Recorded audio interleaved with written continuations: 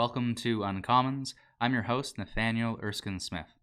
On this episode, I'm joined by my parliamentary colleague, Kim Pate, first appointed as an independent senator in 2016. Throughout her life, she's been focused on prison reform, so we speak about the importance of that issue, especially in this pandemic. We also cover the issue of poverty reduction as we work closely together on the All-Party Anti-Poverty Caucus. Senator, thank you so much for joining me. Oh, thank you very much. Now, you were the executive director of the Canadian Association of Elizabeth Fry Societies for 24 years, I think it is, before your appointment. Why did you want to become a senator in the first place? Well, it certainly wasn't one of my aspirations. I never thought, oh, what I really want to be is a senator when I grow up, ever.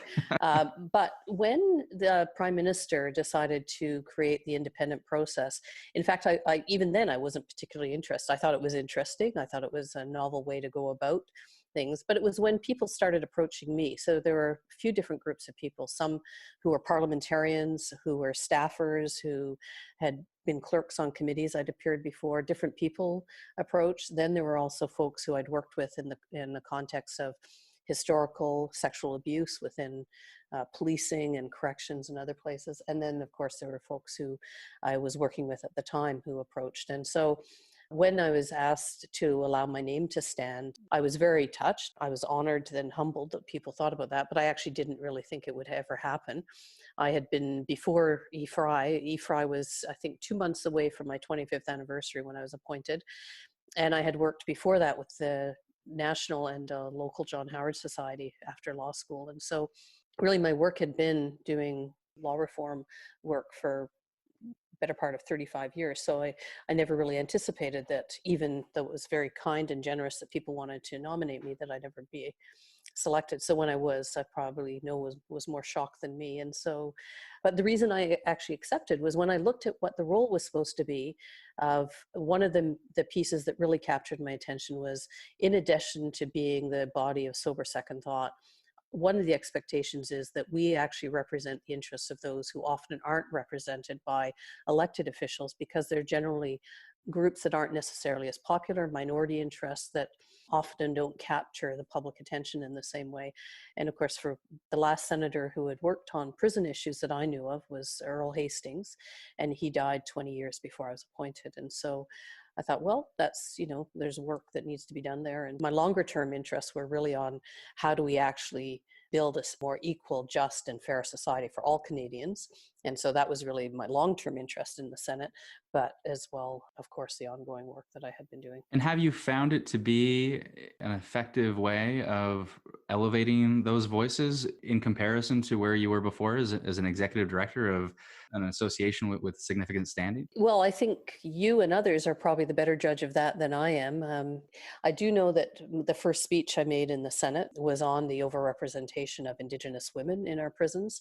And my particular interest in that was, of course, because women, in particular Indigenous women, those with mental health issues, are the fastest growing prison population, not just in Canada, but around the world. And since then, at least a third of my colleagues, more than 30 senators, have actually come into the prisons. Many people after that speech came forward and said they had no idea that members of parliament, judges, and senators had a right of access to prisons.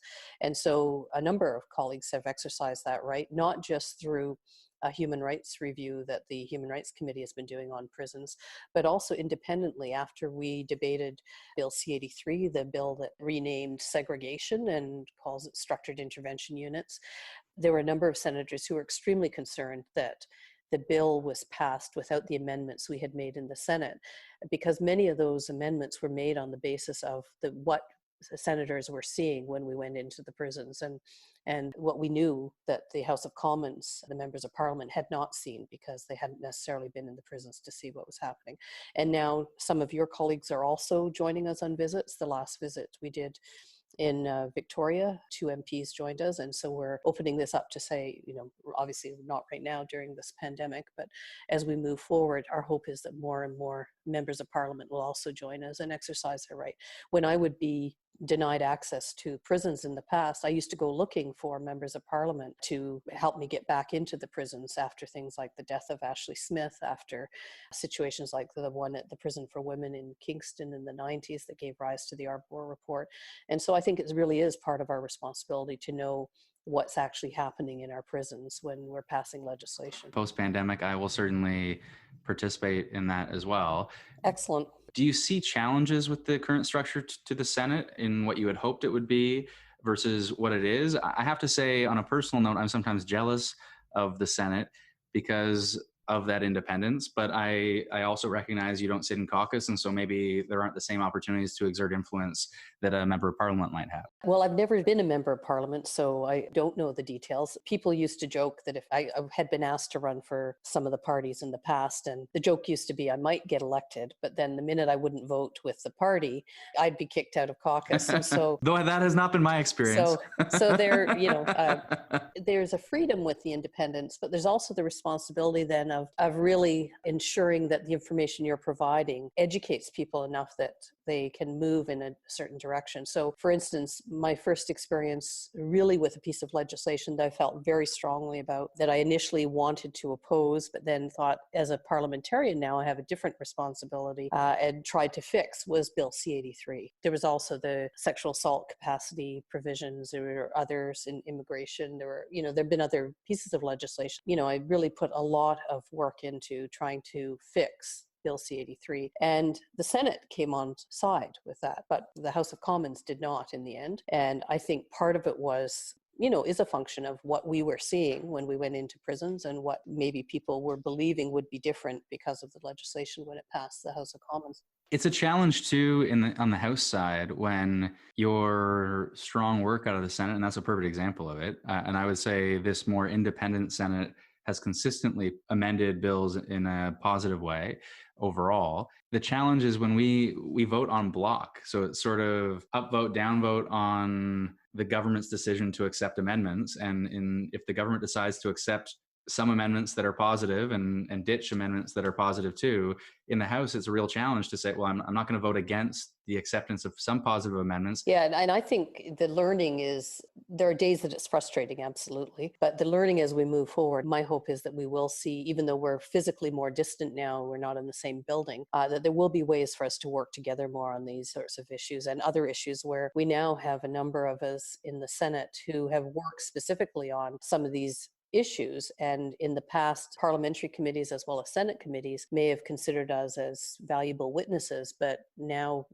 our voice gets blended into all of the other voices that were available. But perhaps there's a way to really harness the information and the energy in a way that moves us forward more collectively in the future. And I'm certainly hopeful for that. And we have had already some opportunities, you and I, to work together. Mm-hmm. We have participated alongside one another at the All-Party Anti-Poverty Caucus, and you have been very proactive about tabling legislation. And we promised as a party to reform mandatory minimum sentences. And I don't know if it's because of the difficult politics of it more broadly, but we haven't really acted on that in a serious way. And so you have a bill that I have agreed to second in the House when it gets there, but that bill would move the needle faster than any government action on that file today. 208 is the bill to allow the judges the discretion to not impose mandatory minimum penalties. It wasn't an original thought, as few things are. It was something that Irwin Cotler had worked on previously, and I like to think of it as his attempt to correct what happened when he was justice minister, but that's me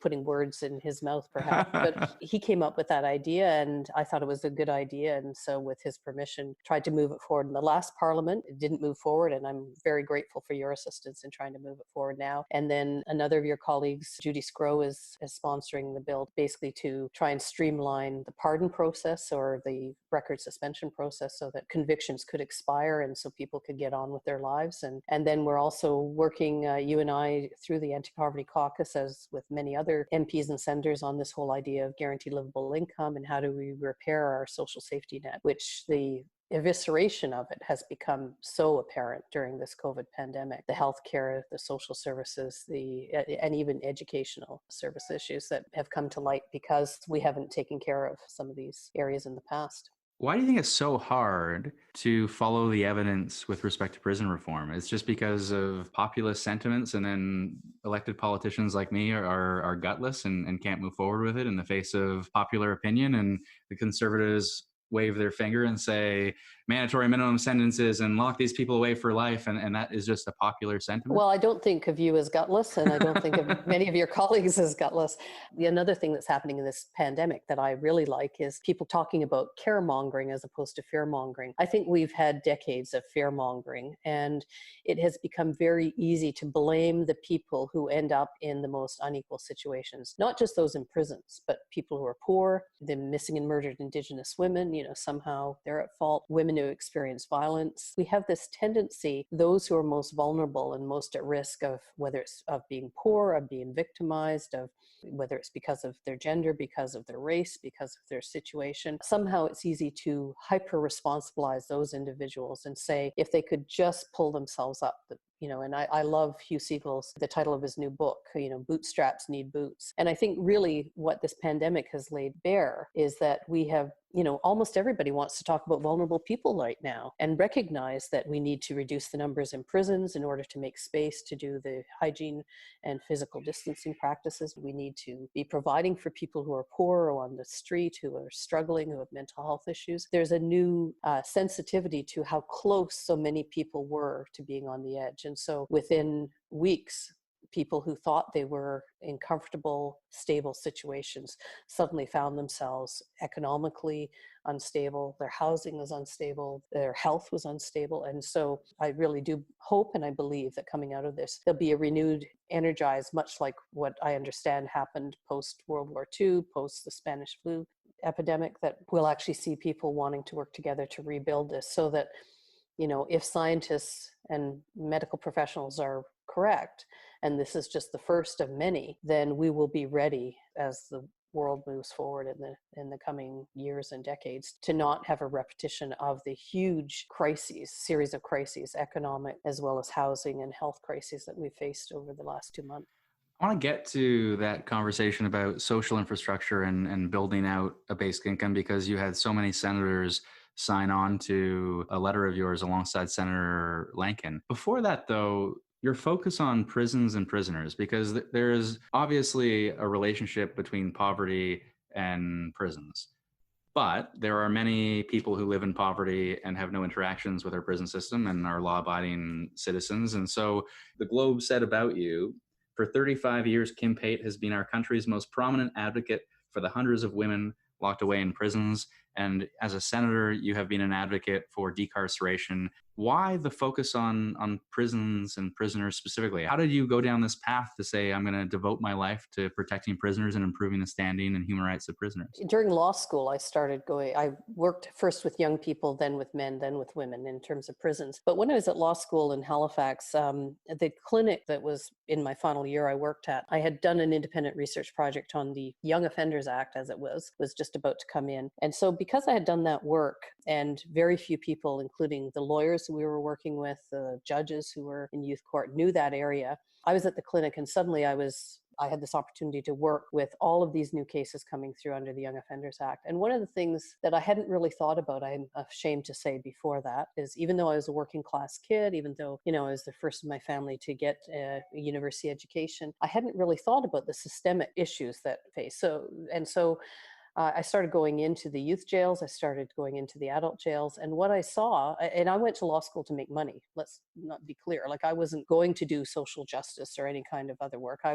thought I was going to be going and making money. And then that way I could support and help make sure everybody in my circle was economically okay. But what I saw was it was the kids who were in care, who had already been in situations of neglect or experienced violence or for whatever reason were in care of the state. It was the poor kids and it was the racialized kids who were predominantly being criminalized and imprisoned. And that wasn't the only people who were necessarily doing things that were wrong. And we don't do self-report studies anymore that I know of. But, in the days when we used to do self-report studies, there's very few of us who are adults who have not done things for which we could have been criminalized, but for who we knew, who we did it to, who reported it, what our opportunities were, whether we had a home, whether we had family who stepped in, if we actually did get charged, if we had a lawyer, if, all of those things. And so it became very clear to me very early on that the jails aren't full of the people who do the worst things. The jails are generally full of the people who have the least privilege and resources available to them. And when you say,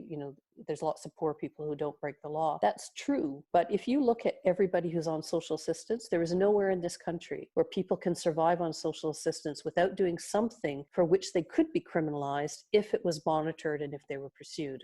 And that came home to me very clearly in the late 90s when we were working with a woman named Kim Rogers who died while under house arrest for welfare fraud. And it wasn't until after she was dead and during the inquest we realized that she should never have even been criminalized, that she had available to her a mechanism to be eligible and go to school because she had a disability. But nobody knew that. The people, very well-intentioned social workers, the lawyers who were working with her, nobody knew that. And so the reality is there are many things that happen to poor people that if it happened to folks who had relative resources and privilege would be gone in an instant. So for instance, things like right now, as the CERB is being paid out, there will be clawbacks in some provinces, and a number of your colleagues and ours are working on how do we encourage the provinces not to do that. And it's showing that we actually need to fundamentally overhaul the social assistance schemes in this country.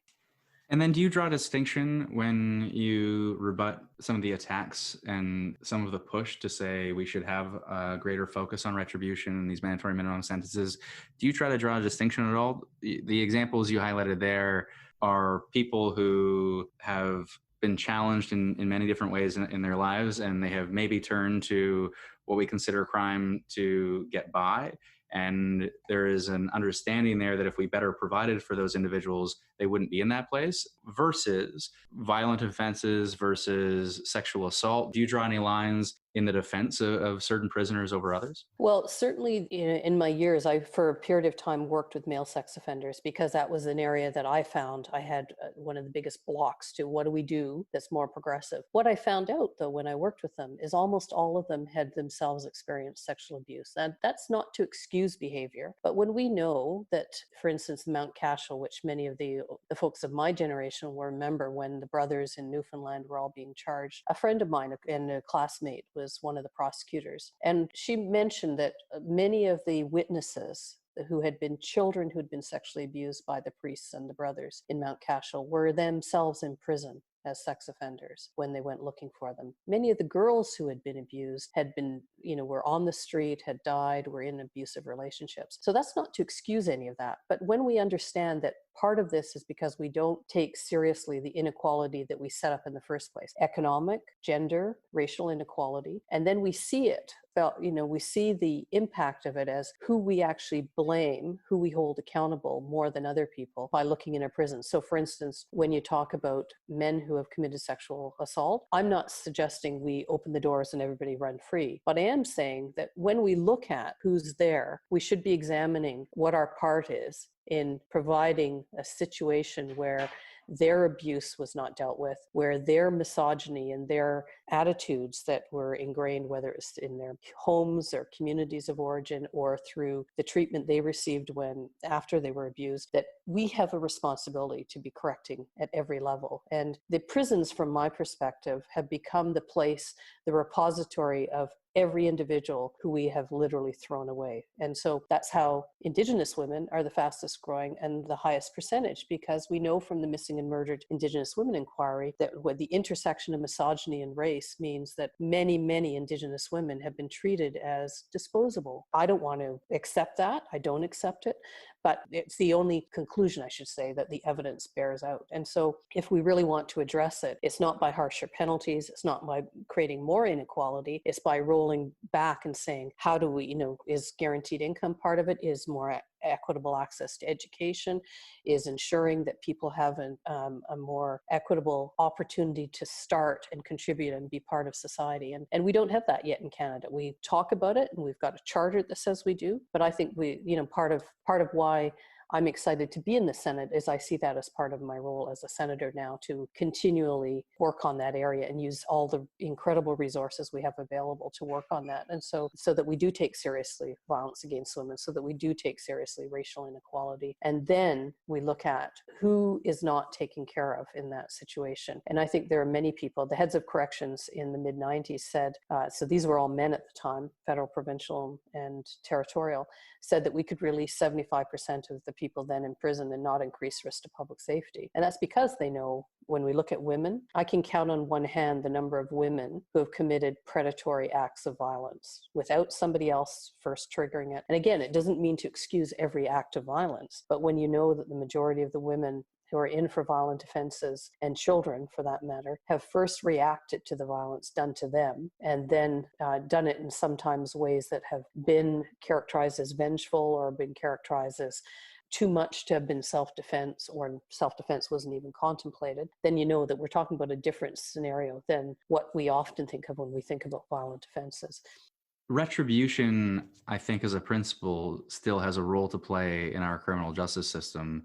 Society looks to government to punish people on our behalf, and we don't have the vigilantism. We don't allow people to take the law into their own hands because government is there to take on that retribution to some extent. But there are other principles that need to be at play as well. It's obviously on the question of Indigenous overrepresentation. When I go into classrooms and talk to kids about the disparities and that 25% of our prisons are made up with Indigenous people, they're left shaking their heads and they can't understand how that is acceptable in Canada today. And it of course isn't. While retribution has a role to play as a principle, the overriding focus surely has to be public safety. And when we take that overriding focus, that not only means maybe some people could be released, it also means when we look at the question of reintegration, very few people in our society are going to be in prison for their entire lives. And so surely we want to put people in the best place they can be on the way out of prison to reintegrate in our society and keep our society Absolutely. safe. And those numbers, so 25% is for men. 42% of women in federal prisons are Indigenous.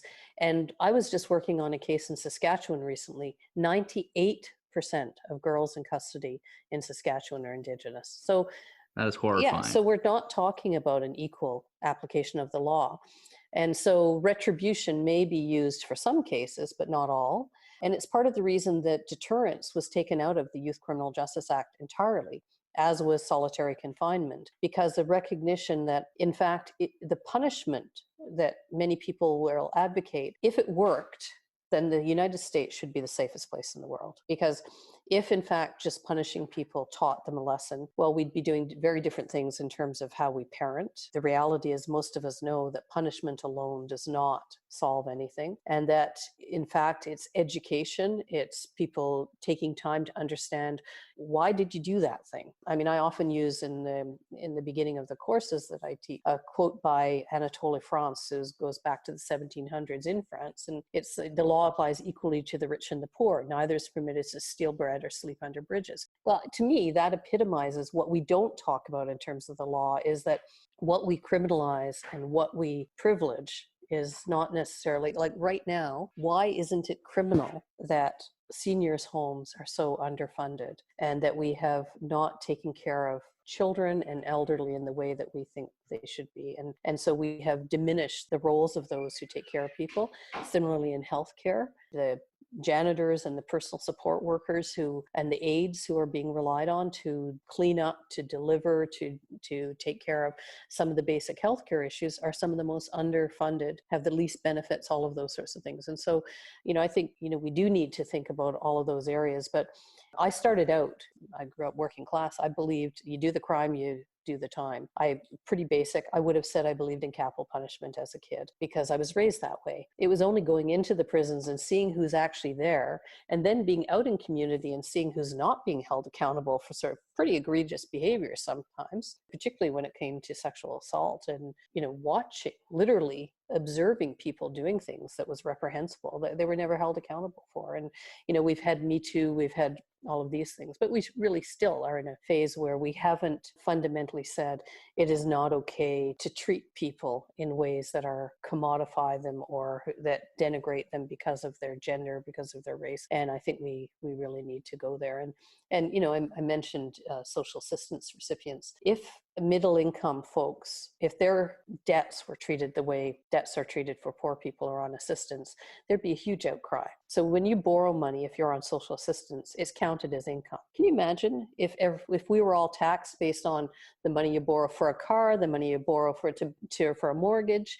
And, there'd be a hue and cry. It would stop in an instant. And why doesn't it happen? Because there's such a stigma attached to poor people, and they don't have the resources to actually mount those fights by and large. And so, I think we have a lot of work to do to adjust and to really make our society much more equal.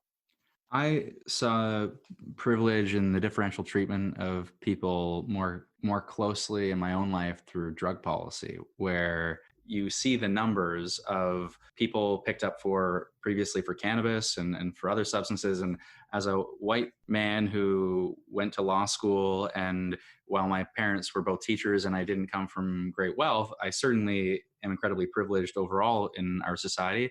And I would never have feared arrest for cannabis possession. It should never have been illegal. Ridiculous that it was, but I never would have faced that kind of injustice that too many poor people without representation, and frankly, too many Black people in Toronto faced disproportionately. And so there are so many different areas of policy where we see that kind of differential treatment by our justice system. Would you decriminalize all drugs?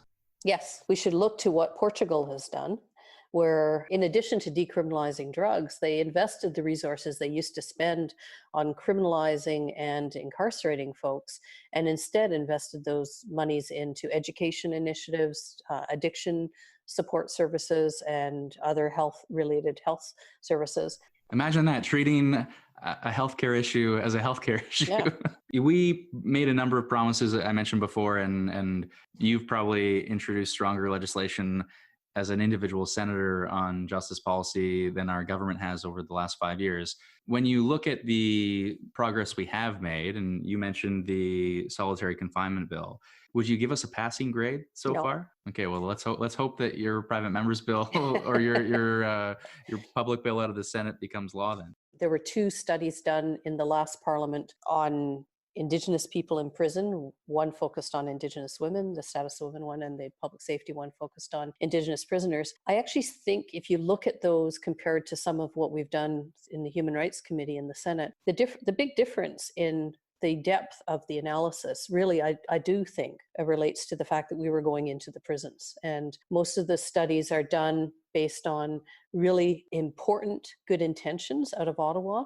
But then we rely on the very folks who haven't necessarily got the greatest history of being transparent and accountable. We rely on corrections to advise us on what to do. I think the same thing happened with Bill C-83 on segregation, that the minister had every intent, then minister and current minister, that they were getting rid of segregation. But if you don't go into the prisons and you don't realize that every maximum security prison in this country now has become a series of segregated units, how could you know that if you've not seen it and you're just relying on what you're being told by the bureaucrats? And so I think one of the challenges is to really understand how important it is to actually get out and see some of these things, and then hold to account a system that really is the last to be brought under the jurisdiction of the courts, the prison system. And impossible for us to go in today because Right. of COVID-19, because it's unsafe.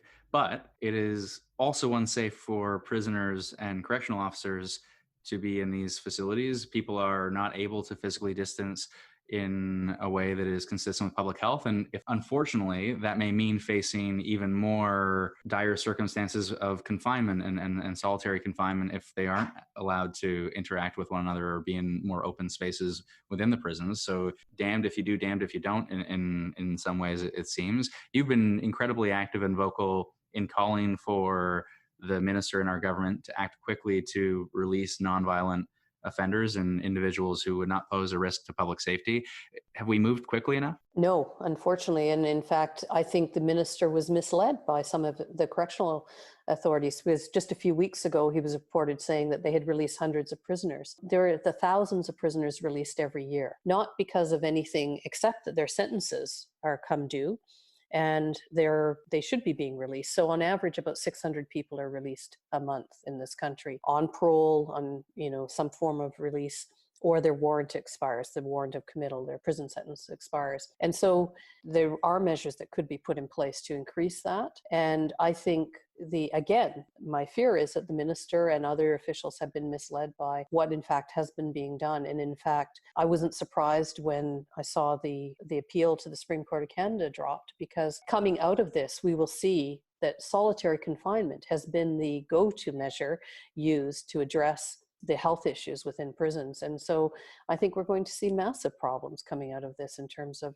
not just in the institutions where there have been outbreaks, but also in situations where people were put at greater risk of developing other health issues, of mental health issues, because of the conditions of confinement to which they are being subject right now. And so, and including minimum security. If you can imagine being someone whose minimum security, I was advised there were 94 people when the pandemic was declared who had been granted parole, so should have been in the community, but were not yet in the community. And a number of them have since been released, but many still haven't. And so I've been asking questions of the government as to how many were designated for release, what's the situation, what was the situation pre-pandemic, what's the situation been post-pandemic. I have to tell you, I've yet to get those numbers. I've been asking for them in the calls, the parliamentary calls. I've been asking for them publicly. I've been asking for them privately.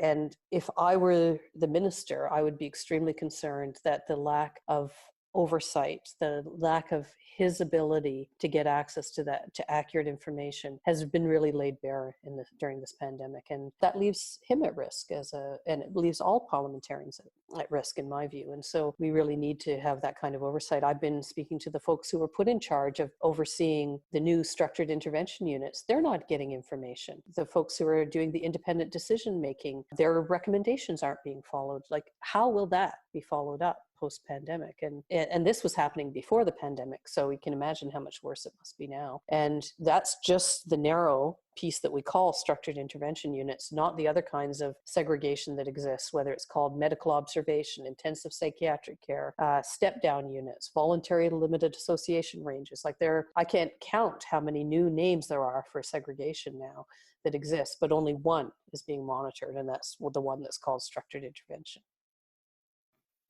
And obviously, where an individual poses a risk to public safety, they can't be released in the course of this pandemic. But surely there are any number of prisoners held in federal prisons who do not pose that risk to public safety. And instead, we are either putting them at risk as a matter of a health risk, or the answer to that health risk is to put them in solitary confinement and then pose a mental health risk.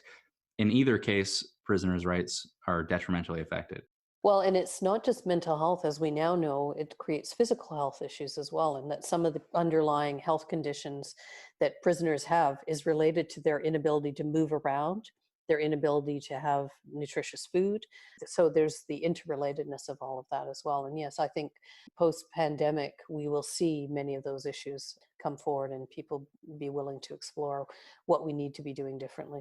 You have also, in the course of this pandemic, been very vocal about a guaranteed annual income. It's an issue that you've been vocal about before the pandemic, but obviously the pandemic has laid bare the gaps, and employment insurance has far too many gaps when we see so many people lose their employment all at once. And the crisis has shown people that we are not immune. Someone who never thought that they would be in this circumstance finds themselves in a circumstance of unemployment. Somehow you got 50 senators to sign on to a letter of yours. I'm interested in how that advocacy came about. You called for using the tax rolls to send a crisis minimum income to all who are in need. So question number one is, how did you get so many senators to sign on to this? But question two is, what do you mean by that? Before the pandemic, I had started an inquiry in the Senate and had basically put out whoever else is interested in this issue, and did a speech on why I thought we needed to be looking at a guaranteed livable income type of approach in Canada. And so that was one piece. Francis Lincoln, who co-authored the letter, well, 50 of us co-authored it, but Francis Lincoln also had started a motion to have a study done on the issues around gig economy and the uncertain economic future of certain types of employment, and particularly in the age we are, where increased artificial intelligence and the like is an issue. So the two of us were related and integrated perspectives looking at similar issues. And so that had started before the pandemic. And so when the pandemic hit and we started to see all of the people we predicted would fall through the cracks. And so we thought, well, this is one way that we could actually right away look at who on the tax rolls has an income that falls below the 24,000 that the government decided. And right away say, issue money to those individuals with an understanding, and that, if your money is higher than this, at tax time, some of this will be due back. But it was one way. And then free up the time for the folks in the bureaucracy, the government workers who are now spending heaven knows how much time on phones trying to process applications.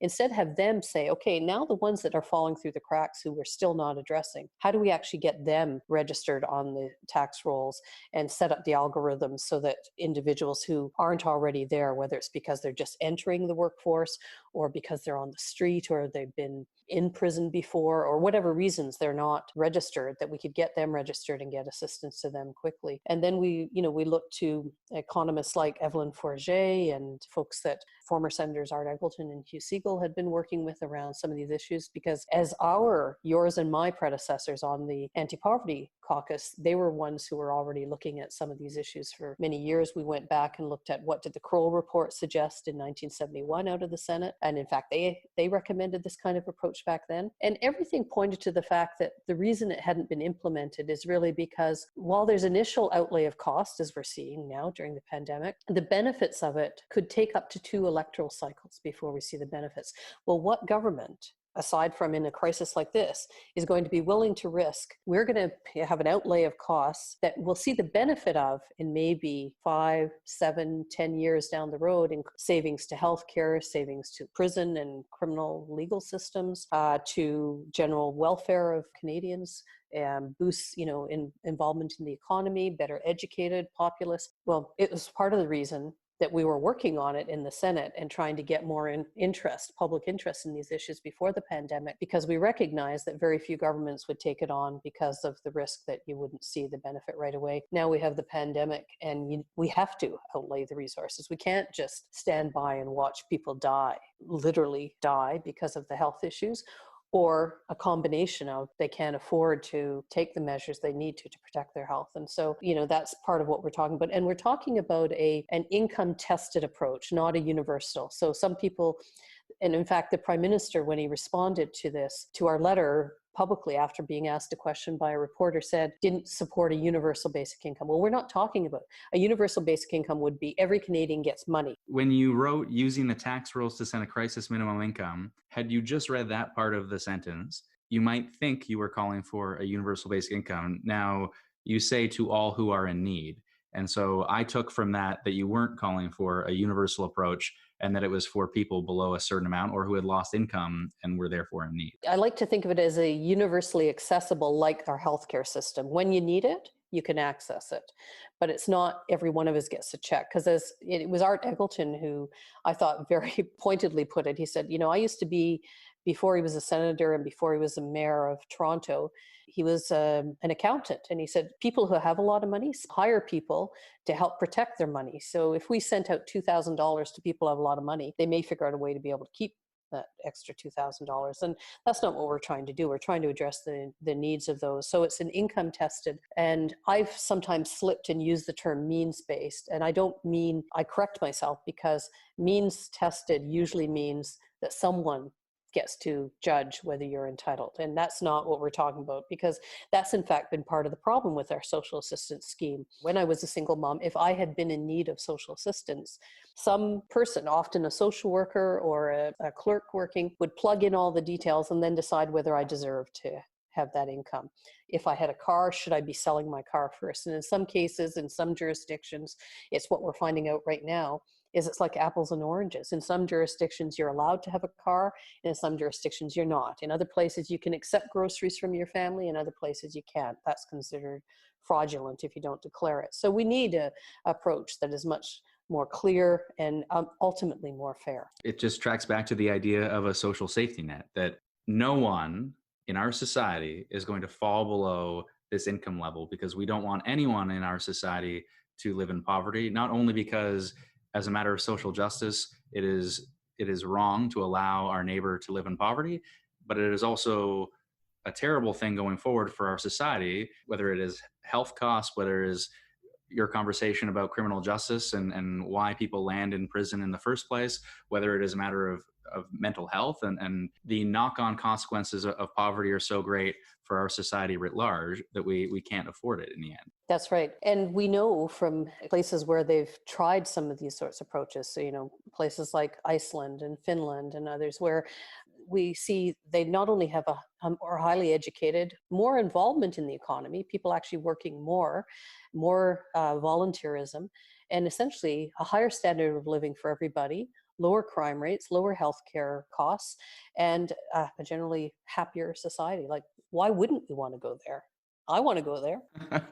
Though it does have to be paid for in some way, although it was put somewhat starkly by Professor Forget when she told me that if you accounted for the existing payments in social assistance, that you'd be looking at an additional expenditure of 26 or so, around $25 billion. And in my head, I'm thinking, okay, so we just did a $6 billion tax cut through raising the personal exemption that will benefit. I mean, members of parliament just got a tax cut in a completely unnecessary way. And then you're looking at 2 ticks of the GST, and then you're almost there. And so it's not insurmountable. That's right. I think it's infinitely doable for a rich country like Canada. And apart from the Prime Minister getting asked by the media about the letter and responding incorrectly to a suggestion for a universal basic income, have you received any formal response or any substantive response? Not yet. No, we haven't. I do note that this weekend I received a message from the bishops of the Catholic and Anglican bishops. Apparently, have all signed on. The Pope has signed on. Like, looks like other people are interested in this. I'm hopeful that we will look at going forward. If not for this, we're now well into the 16 weeks of this first economic intervention. Maybe for the next, because it's not likely that we'll be able to move directly back to the economy as it was once this 16 weeks is up, that we could look at something for the next iteration. And at the very least, as we're examining post-pandemic, what measures have been taken, that we can actually look at some better measures to be more prepared as we move forward, not just for this pandemic, but as we move forward in the future. And it strikes me that the 2019 tax rolls are not the perfect answer in some ways, because so many people have lost their income that they did have in the last year, that you would need some combination of the tax rolls and also something CERB-like, where people attest to losing their income in the course of the pandemic. But either way, I hope that we move to a system like that. And I hope at a minimum that you and your 50 colleagues in the Senate receive a substantive reply and serious engagement on this issue. Me too. And we're continuing to work on it. We're now approaching provinces and urging provinces to not claw back and to examine options that we could be looking at going forward. Well, Kim, thank you for joining me, and thank you for all of your advocacy over the years. It is really important, I think, that we have individuals like yourself who have been lifelong advocates for those who don't have a voice, to have those kinds of voices in the Senate, where people don't face the same electoral pressures and can speak a little bit more honestly at times. So I appreciate you joining me and look forward to working together. Well, I look forward to continuing to work with you as well. And thank you. That's a very kind and generous, and I will aspire to live up to that. So thank you very much. Thanks for joining another episode of Uncommons. Remember to subscribe at uncommons.ca for future episodes, including on the topic of basic income, where we'll be joined by former Senators Art Eggleton and Hugh Segal speaking together on the topic.